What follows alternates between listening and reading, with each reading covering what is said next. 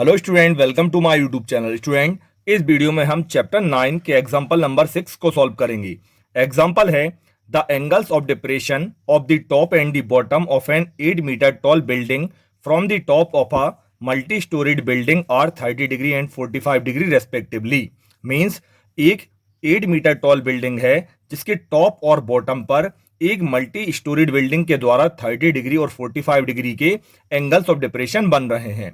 Find the height of the multi storeyed building and the distance between the two building. तो student, इसमें हमें जो multi storeyed building है उसकी height find करना है और हमें दोनों बिल्डिंग के बीच के डिस्टेंस को भी फाइंड करना है। ठीक है, तो स्टूडेंट देखो, सबसे पहले हम यहां पर बनाएंगे डायग्राम, और डायग्राम की हेल्प से हम एक और बार समझेंगे कि क्वेश्चन में क्या दिया है। तो देखो, जैसे कि यहां पर हमने एक बिल्डिंग बनाई, ये हो गई छोटी वाली बिल्डिंग, और यहां पर एक बड़ी बिल्डिंग बना दी, ये हो गई क्या, मल्टी स्टोरेड बिल्डिंग। ठीक है, अब जैसे ये दोनों मल्टी स्टोरेड बिल्डिंग है, ये हो गया इन दोनों के बीच का डिस्टेंस, ये दो बिल्डिंग बन गई।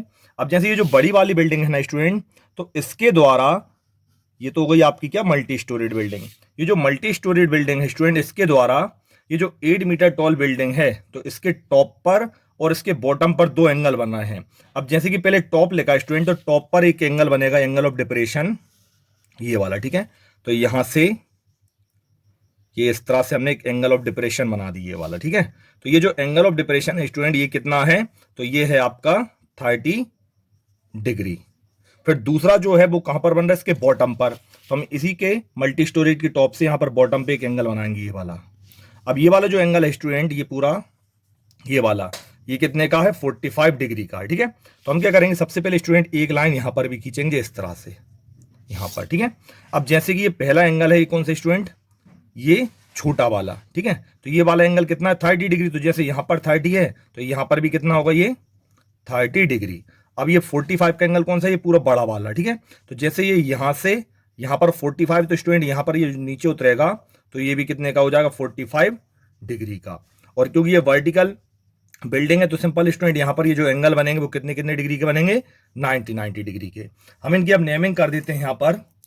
जैसे कि यहां पर हमने नेम दे दिया ए और बी।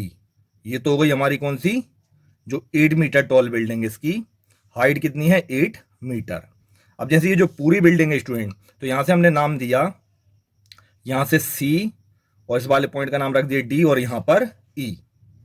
ठीक है, चलो अब यहां पर जैसे यहां तक ये जो एंगल जा रहा, तो इस वाले पॉइंट का नाम रख दिया हमने एफ। अब देखो, हमने किस चीज को क्या माना स्टूडेंट, वो सब हम यहां पर लिख देंगे। तो हमने यहां पे लिखा पहले, let A B is the height of building. A B जो है ना स्टूडेंट, वो क्या है, एक बिल्डिंग की हाइट है, और ये कितनी है, तो ये है 8 मीटर की। अब जैसे हमने ये पूरी सी क्या मानी है, मल्टी स्टोरीड बिल्डिंग, तो यहां पर लिख देंगे CE is the height of multi storeyed building, multi storeyed building, यहां पर हमने ये लिख दिया। ठीक है, अब स्टूडेंट देखो, जैसे अगर ए बी 8 है, तो यहां से ये जो सी डी है इसी के इक्वल है, तो यहां से यहां ये भी कितना हो जाएगा, 8 मीटर। अब जैसे बी सी हमें नहीं पता स्टूडेंट, तो इसे हम मान लेंगे एक्स। ठीक है, फिर यहां पर ये जो डी ई है, ये भी हमें नहीं पता, तो इसे हम मान लेंगे स्टूडेंट यहां से एच। इतना हमने यहां पे लिख दिया। अब देखो, यहां पर लिखेंगे, जैसे कि ए बी जो है स्टूडेंट, ए बी किसके इक्वल हो जाएगा, ये सी डी के, और ये दोनों कितने हो जाएंगे, 8 मीटर। फिर यहां से डी क्या माना है, तो डी को हमने माना स्टूडेंट यहां पर एच, और बीसी और एडी दोनों इक्वल हो जाएंगे, तो यहां पर बीसी बराबर में एडी, और ये दोनों कितने हो जाएंगे, एक्स के। जैसे बीसी और ये एडी दोनों इक्वल हो जाएंगे। अब जैसे कि स्टूडेंट देखो, ये एंगल है, एंगल एफ ई ए, तो एफ ई ए किसके बराबर हो जाएगा, ये ई ए डी के बराबर। तो यहां से हम लिखेंगे angle F E A is equal to angle कौन सा, ये वाला ई ए डी, और ये दोनों कितने के हो जाएंगे, 30 डिग्री के। रीजन क्या हो जाएगा स्टूडेंट, सिंपल है, यहां पर ये बनना है क्या, अल्टरनेट एंगल। तो यहां पर हम लिख देंगे अल्टरनेट इंटीरियर एंगल्स, यहां पर हमने ये लिख दिया। अब देखो, ठीक इसी तरह ये एक एंगल बनेगा एफ ई, और ये पूरा कौन सा हो जाएगा, यहां तक बी तक। ठीक है, ये वाला पूरा बनेगा एफ ई बी। तो यहां पे लिखेंगे एंगल एफ ई बी, ये किसके बराबर हो जाएगा? तो ये हो जाएगा ई बी सी के बराबर, एंगल ई बी सी के बराबर। ये दोनों कितने होंगे? 45 डिग्री। और रीजन में सेम हम यहाँ पर ऐसे कैसे ही लिख देंगे, ठीक है, इतना कर दिया। अब क्या करेंगे स्टूडेंट, सबसे पहले हम लेंगे कौन सा? ये छोटा वाला एंगल, ये वाला, ये जो ए डी ई एंगल है, सबसे पहले हम इसे लेंगे। तो हमने यहाँ पे लिखा पहले in triangle A D E. अब देखो ट्राइंगल ए डी में आप क्या देखोगे स्टूडेंट, जैसे कि हमारे पास ये डी ई है, ये क्या है? एच, और ये जो ए डी है, तो जैसे ये एक्स है तो ये भी कितनी हो जाएगी? एक्स हो जाएगी। तो हम क्या करेंगे, जैसे थीटा यहाँ पर ए पर है, तो थीटा के सामने वाली साइड क्या होगी? परपेंडिकुलर। तो यहां से हम ये लेंगे परपेंडिकुलर ले लेंगे, और ये ले लेंगे बेस। तो परपेंडिकुलर और बेस का रेशो बनता है स्टूडेंट किसमें? 10 में। तो हमने यहाँ पे लिखा पहले 10, थीटा कितनी है? 30। तो 10 थीटा बराबर में स्टूडेंट देखो हम यहां से ले रहे हैं परपेंडिकुलर, परपेंडिकुलर क्या है? डीई, और अपन में बेस के ले रहे हैं यहाँ पर ये एडी, ये हमने यहाँ पे लिख दिया, ठीक है। और यहाँ पर आप समझने के लिए लिख दो, हमने रेशो बनाया है परपेंडिकुलर अपॉन बेस का, जो को 10 का रेशो रहता है। 10 30 की वैल्यू होती है 1/√3, यहाँ पर हमने लिख दिया, ठीक है। डी क्या है स्टूडेंट? तो देखो डी है यहाँ पर एच, और एडी क्या है? एक्स, इतना लिख दिया। अब यहां से हम करेंगे क्रॉस मल्टीप्लाई, तो एक्स का 1 में करेंगे एक्स आएगा, और √3 का एच में करेंगे तो ये आएगा √3h। इसे हम नाम दे देंगे इक्वेशन फर्स्ट का, हमने एक्स की वैल्यू निकाल ली। अब हम क्या करेंगे, अभी हमने लिया था ये छोटा वाला ट्राइंगल, अब ये पूरा ये जो बड़ा वाला ट्राइंगल दिख रहा है कौन सा? BC। अब इसे लेंगे हम स्टूडेंट, तो यहां से हम लिखेंगे अब इन ट्राइंगल BCE। अब देखो BC ट्राइंगल में भी हम रेशो लेंगे स्टूडेंट, ये यहां से CE और BC, वो थीटा के सामने वाली साइड परपेंडिकुलर और ये बेस, तो यहां पर भी 10 का रेशो बनेगा। तो हमने यहां पे लिख दिया 10, थीटा कितनी है इस बार यहाँ पर? 45, तो यहाँ पर 10 45 डिग्री, और यहाँ पर लिख देंगे परपेंडिकुलर क्या हो जाएगी? CE, और बेस क्या हो जाएगी? BC, ये लिख दिया, ठीक है। अब यहां से देखो 10 45 की वैल्यू होती है 1, C स्टूडेंट देखो कितना है, ये जो CE है ये दो पार्ट में बटा हुआ 8 और ये H में, ठीक है। तो यहां से हम लिख देंगे H+8। BC क्या है? तो स्टूडेंट BC को तो हमने X माना है, ठीक है। अब यहां से हम क्रॉस मल्टीप्लाई करेंगे, X का 1 में करेंगे तो X के इक्वल में क्या जाएगा? H+8, इतना लिख दिया। अब देखो X की वैल्यू अभी हमने देखी कितनी निकाली है? √3h। तो हम यहां से लिख देंगे X की जगह पर √3h, और इक्वल में क्या हो जाएगा? H+8, ठीक है। और ये कहां से आया? तो स्टूडेंट आप लिखना चाहो तो लिख देना यहां पर बाय इक्वेशन फर्स्ट, इतना कर लिया। HH की वैल्यू हम एक तरफ करेंगे तो यहां पर हो जाएगा √3h, ये प्लस का h किसका हो जाएगा? माइनस, और इक्वल में क्या बचेगा यहाँ पर? 8, ठीक है। अब देखो √3h में से h तो माइनस होगा नहीं, क्योंकि ये रूट वाली वैल्यू है, बिना रूट वाली वैल्यू। तो हम क्या करेंगे, दोनों में से h को निकालेंगे कॉमन, ठीक है। h कॉमन निकाल लिया, तो यहाँ पर देखो h कॉमन आ गया, क्या बचा? √3 माइनस h का h से डिवाइड हो क्या आएगा? 1, और इक्वल में कितना चल रहा है? 8। अब यहां से हम अगर h की वैल्यू निकालेंगे तो h के इक्वल में हो जाएगा 8 अपॉन, ये जो √3 माइनस 1 है वो कहां पे चला जाएगा? अपॉन में, क्योंकि मल्टीप्लाई में, तो कहां पे जाएगा ये? अपॉन में, √3 माइनस 1, ठीक है। अब देखो स्टूडेंट नीचे क्या है? रूट वाली वैल्यू, तो हम क्या करेंगे? रैशनलाइज। तो हम यहां से लिखेंगे अब यहां पर, अब हम लिखेंगे यहां पर बाय रैशनलाइजिंग द डिनोमिनेटर। जो डिनोमिनेटर है स्टूडेंट उसे हम क्या कर रहे हैं? रैशनलाइज कर रहे हैं। तो डिनोमिनेटर को रैशनलाइज हम कैसे करेंगे? सबसे पहले हम लिखेंगे जैसे कि h के इक्वल में क्या है? 8 अपॉन √3 माइनस 1, ठीक है। तो स्टूडेंट रैशनलाइज करने के लिए हम क्या करते हैं, जो नीचे डिनोमिनेटर है उसी को ऊपर नीचे लिखकर कर देते हैं मल्टीप्लाई। लेकिन यहां पर ये क्या है? माइनस में है ना, तो यहां पर ये क्या हो जाएगा? प्लस में हो जाएगा, चेंज हो जाएगा साइन, तो हो जाएगा √3 + 1, और अपॉन में भी यहां पे क्या लिखा जाएगा? √3 + 1, ठीक है। अब h के इक्वल में देखो क्या होगा? 8 का मल्टीप्लाई यहां पर करोगे तो 8 का √3 में करेंगे तो ये आएगा 8√3, प्लस फिर 8 का 1 में करेंगे तो क्या मिलेगा हमें? 8, ठीक है।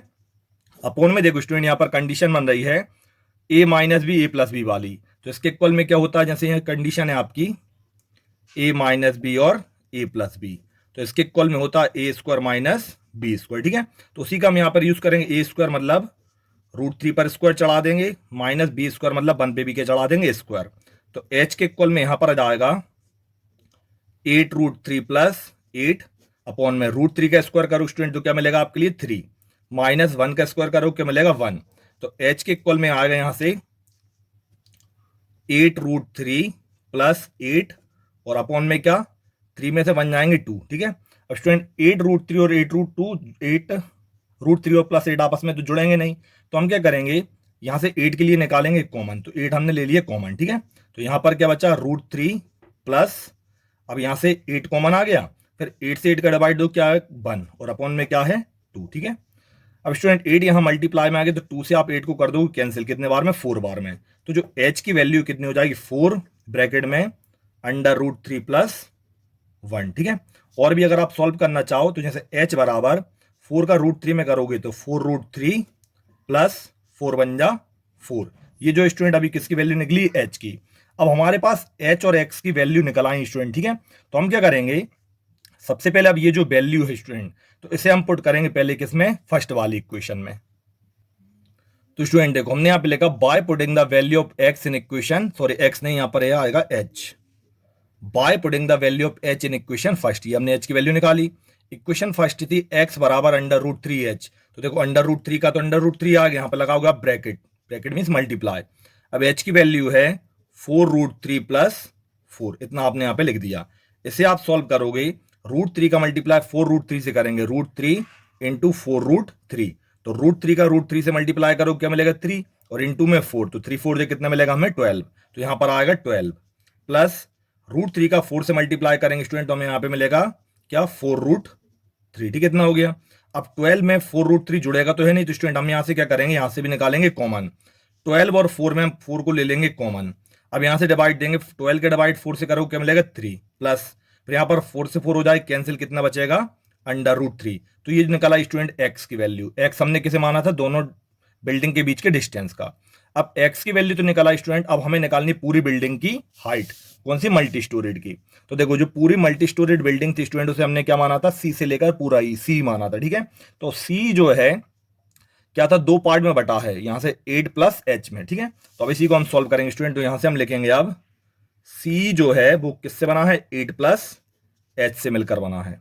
अब यहां पर हमने देखा c का c 8 प्लस h की वैल्यू कितनी है, तो 8 की वैल्यू, h की वैल्यू है 4√3 + 4।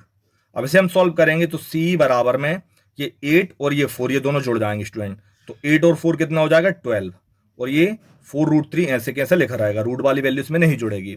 यहां से भी हम कॉमन ले लेंगे, c बराबर में हमने 4 कॉमन लिया, अब डिवाइड करो, 12 के डिवाइड 4 से करोगे 3 मिलेगा, प्लस 4 से 4 कैंसिल हो जाएगा, तो क्या बचेगा √3। तो स्टूडेंट देखो c और x दोनों की वैल्यू निकल आई, तो यहां से हम लिखेंगे therefore the distance between both building, जो दोनों बिल्डिंग है स्टूडेंट उनके बीच की जो डिस्टेंस वो कितना हो जाएगा, 4 ब्रैकेट में 3 + √3 मीटर, ये तो हो गया क्या डिस्टेंस। और यहां पे लिखेंगे and the height of multi storeyed building, और जो मल्टी स्टोरीड बिल्डिंग है स्टूडेंट उसकी हाइट हमने क्या मानी थी, तो उसकी हाइट हमने c मानी थी, और c की वैल्यू क्या है वो लिख देंगे यहां पर 4 ब्रैकेट में 3 + √3 मीटर। तो स्टूडेंट ये हमने जो क्वेश्चन में पूछा था वो हमने पूरा सॉल्व कर दिया, ठीक है। तो स्टूडेंट ये क्वेश्चन इंपॉर्टेंट भी है पेपर के हिसाब से, तो आप थोड़ी इसकी प्रैक्टिस करना। तो स्टूडेंट अगर आपके लिए वीडियो पसंद आई तो वीडियो को लाइक और शेयर करना ना भूलें, और मेरे चैनल पर नए हो तो मेरे चैनल के लिए सब्सक्राइब जरूर करें। Thank you.